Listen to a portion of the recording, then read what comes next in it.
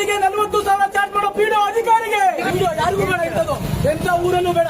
ಬಗ್ಗೂರ್ ಕುಂಜಾಗನ ಯಾರ್ಯಾರಿಗೂ ಮಾಡ್ಕೊಂಡು ತಿಂದಿದ್ದಾರೆ. ಈ ಊರಲ್ಲಿ ಬಡೂರ್ ಬಗ್ಗೂರಿಗೆ ಒಂದ್ ನ್ಯಾಯ ತೋರ್ಸಕ್ಕಾಗಲ್ಲ. ಇವತ್ತಿನವರೆಗೂ ಲಂಚ ತಿಂದಿ ಹೆಮ್ಮರಾಗಿ ಬೆಳ್ದಿದ್ದಾರೆ, ಆಲಂಬರ ಆಗಿದ್ದಾರೆ. ಈಗ ಪಿಡಿಒ ಯಾವ ಊರಲ್ಲೂ ಬೇಡ. ಭ್ರಷ್ಟಾಚಾರ ಪಿಡಿಒ, ಲಫಂಗ ಪಿಡಿಒ. ಒಂದು ಈಸೋದ್ ಬೇಕು ಅಂದ್ರೆ 800 ರೂಪಾಯಿ ಚಾರ್ಜ್ ಇರೋದನ್ನ 40,000 ಲಂಚ ತಗೊಂಡಿದ್ದೇನೆ ಈ ಮನುಷ್ಯ. ನೀಟಾಗಿ ನೋಡ್ಕೊಡಿ ಈ ಮನುಷ್ಯನ. ಎಲ್ಲೇ ಸಿಕ್ಕುದು ಥೂ ಅಂತ ಹೋಗಿಬೇಕು.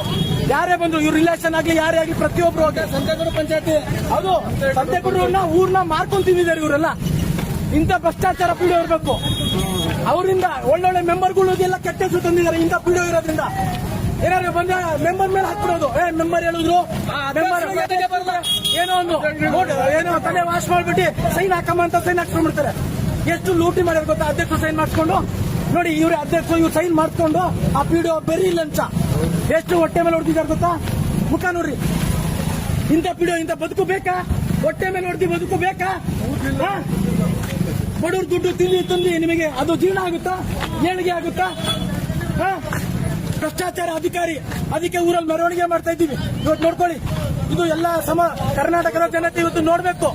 ಪ್ರತಿ ಊರಲ್ಲೂ ಇಂಥ ಪಿಡಿಒ ಇದ್ರೆ ಊರ್ನೇ ಉದ್ಧಾರ ಮಾಡಕ್ ಬಿಡಲ್ಲ, ಊರ್ನ ಮಾರ್ಕೊಂಡು ತಿಂದ್ಬಿಡ್ತಾರೆ ಇಂಥ ಪಿಡಿಒ ಇದ್ರೆ.